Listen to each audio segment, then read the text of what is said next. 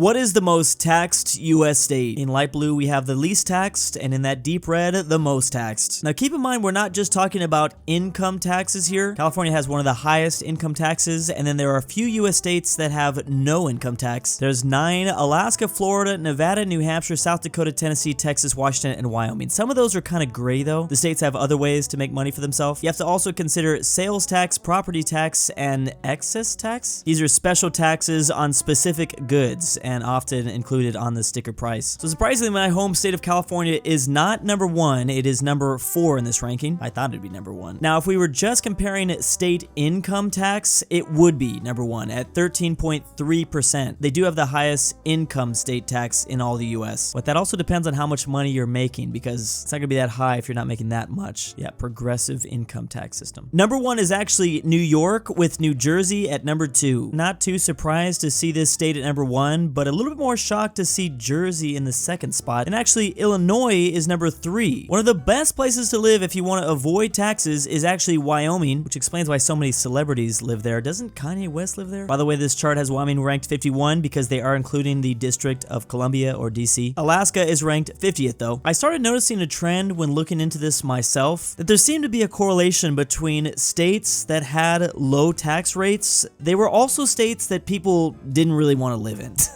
Or a better, nicer way to put it is they had low population. I mean, just look at this right next to each other. California ranked 4 and then Nevada ranked 48th. It is so tempting. Everyone in California is so tempted. Now, you might have saw Texas is one of the states without state income tax, but they also happen to be ranked 28th on the list, which might be a little bit surprising. But this place actually happens to have pretty high property tax on it, at least comparatively to a lot of the other states. Shocked to see Florida so low. They're only in 44th. I know that's the place I'm trying to move to. That's like the one spot. Compulsory helmet laws for cyclists are rare globally. So these are the countries that have a law that forces you to wear a helmet. So worldwide in the green, as you can see, there are no legal restrictions. The US and Canada are actually some of the only countries with some restrictions in certain locations. It's not even a nationwide thing. There are some European countries that make it mandatory under a certain age, for instance, like 16. Actually, in France, you have to wear a helmet if you're under the age of 12. I'm trying to think if I rode a bike in any of the places that had laws against it, because I was not wearing a helmet. I did ride a bike without a helmet in Spain. It looks like certain locations have it restricted. Whoops. Then there's places like South Africa and Japan which say it's mandatory to wear a helmet, but there are no fees involved. No fines will actually apply. So,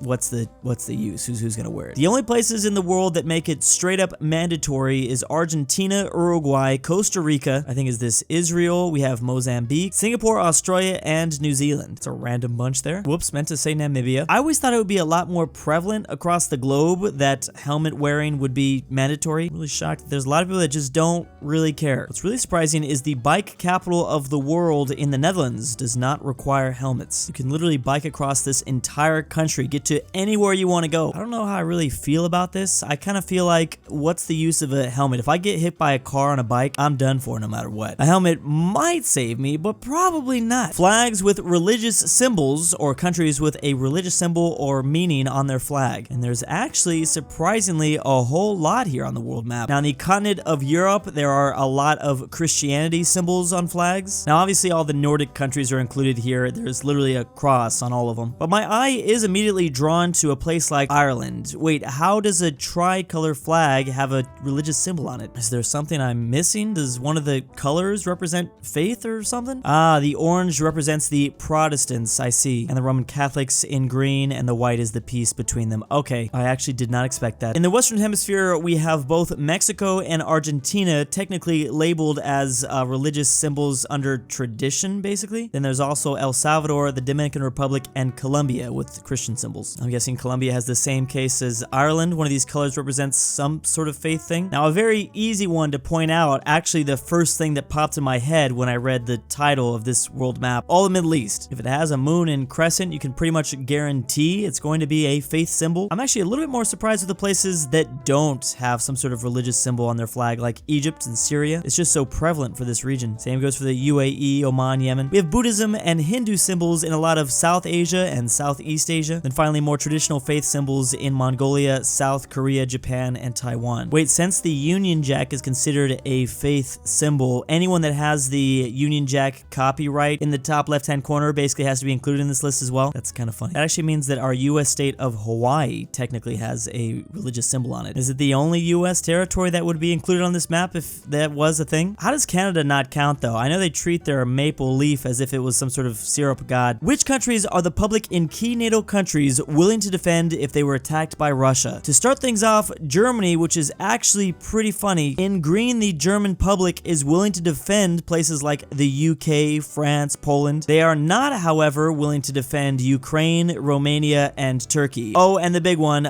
they wouldn't be willing to defend the USA. Extremely important to note here, this is back in 2019. I'm going to assume some things have changed. Germany is actually the only key NATO country that wouldn't support the US in this graph. Keep in mind, it doesn't really matter if the public is willing to defend another country or not. They're all kind of binded by the NATO organization in the first place. They have to. So interesting, though. Here are the countries that the French wouldn't be willing to defend. Most are green except for Ukraine, Romania, and Turkey. The countries the British would be willing to defend, pretty much everyone except for Turkey. What's going on with Turkey? Oh wow, it's an even split. And then finally, the countries the Americans would be willing to defend back in 2019, pretty much everywhere. I think this map is interesting though because it's not including all of NATO. It only asked them specific places like Croatia, Greece, Romania, Turkey, Poland. I mean, it didn't include everyone. I wonder why. Yeah, we're definitely gonna need an update to this map, that's for sure. The situation in the Far East, or what looks like a modern day propaganda poster. We have Russia holding on to their nuclear red button with, of course, their Z tanks, forcing their Russian soldiers into more tanks. They're also trying to hand off a piece of paper to the Chinese leader. Definitely loves that comparison. He wants to see more of that. China seems to be kind of torn here by the books they're holding. I don't know. They're a little bit confused. Definitely a lot of chaos in this part of China. Just, we don't talk about it. We got the crazy COVID restrictions. Also China helping out North Korea. I guess Russia is also helping out North Korea. South Korea, who seems to be maybe on the surface an ally of the US, depicted here as helping with China. The situation in Taiwan is a little bit scary. I guess that's why the eagle is focused on this island exactly. China has also jailed Macau and Hong Kong. China and Myanmar working together. Myanmar has been in a lot of chaos as of the last like 2 years. Something really horrible is happening to Thailand, it seems. There's a big battle happening in the South China Sea between the Philippines, Malaysia, and Vietnam. Of course, China trying to assert their dominance there. Meanwhile, off screen, we have a little bit of the Commonwealth kind of getting into it. The Kiwi obviously representing New Zealand, the kangaroo Australia,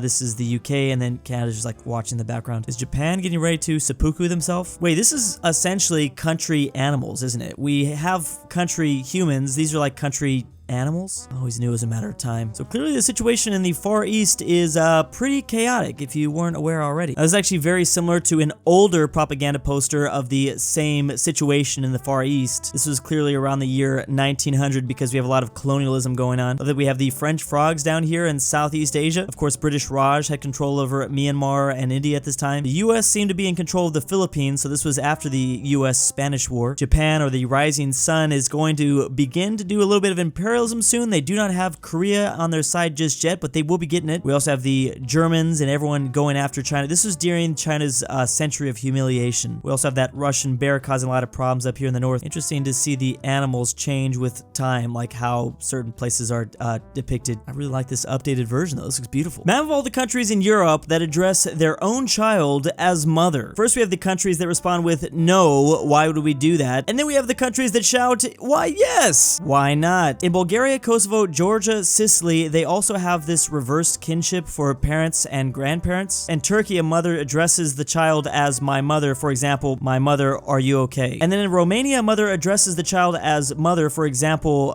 basically, Dane, mother, how are you? This feels really strange that I've gone my entire life without knowing any of this information. I don't know how I would have, but I felt like we would have talked about this through the memes or something by now. I don't know how to feel about this. I'm sure there's something lost in the translation in maybe the English language. It sounds a little bit more strange than it actually is in the other languages. It's like how a mom would call her daughter mommy, for instance. Like, I've heard that before. I guess maybe it's not that weird. I just never thought about it like that. Estimated migration of early Homo sapiens out of Africa and into the rest of the world. So we began our journey somewhere here in the continent of Africa. The 200 represents the longest time ago, or the KYA, over thousands of years. We actually just chilled in Africa for a minute there until we jumped off into the Arabian Peninsula. Java. From the Arabian Peninsula, we migrated to South Asia, and then there was like a little bit of a turn here. Some humans went to China, others went up to modern-day Turkey, and then eventually got to Europe. Interesting that humans might have made it to Southeast Asia before China, but then again, the geography of that region is pretty crazy. I mean, again, as I've always talked about, there's a giant wall here that separates India from China. And there's actually even a wall over this way too, so it shouldn't be surprising that early humans made it down to Thailand, modern-day Thailand, before they got to at least like this part of China. It's not that surprising at all, actually. You'll notice humans had a little bit more of a difficult time conquering the severe cold of Siberia and even like Nordic lands. We literally only made it to Iceland about 1,000 years ago. We also only made it to Morocco, shockingly, only about maybe 30 million years ago. But I guess that's kind of what the Sahara Desert does to you. Australia is surprisingly a lot more older than we all think because of the Aborigine, and they made it to Australia before they made it to China. Then I've always absolutely loved the progress of the Polynesians that ended up finding all of the Pacific Islands and even Madagascar. Completely forgot that Madagascar was only really founded a couple thousand years ago. The earliest evidence of human presence was actually only about 1,500 years ago, which is crazy to think about considering Madagascar is the 4th biggest island on Earth. I'm guessing it's one of those things where like humans continue to explore out of the coast of the massive continent that is Africa. They kept not finding anything, so they kind of just gave up. Like there can't be anything out here. But yeah, the Polynesian exploration of the Indian Ocean and the Pacific Ocean has always been the most incredible thing to me. I don't know how they managed to do it, how they managed to conquer the seas like that. Of course, humans only crossed the Bering Strait into America maybe 25 million years ago. Those humans would eventually migrate down through North America, getting to Canada, modern-day USA. The Aztecs took them a minute to get down to South America, though. Actually, not that long, considering 16 when they got here and then 14 here. Places like New Zealand, Hawaii, Iceland, all discovered as of the last 1,000 years, though. That's crazy. Maps of all the largest high school basketball gyms in the US. There's one in Arizona, there's one in Texas, and then the rest are all in Indiana. I guess that's why they're known as the Hoosier State. I always forget how much Indiana loves their basketball. Well, I guess Hoosier doesn't actually have anything to do with basketball exactly, but that's what I've come to pretty much. I think a lot of people have come to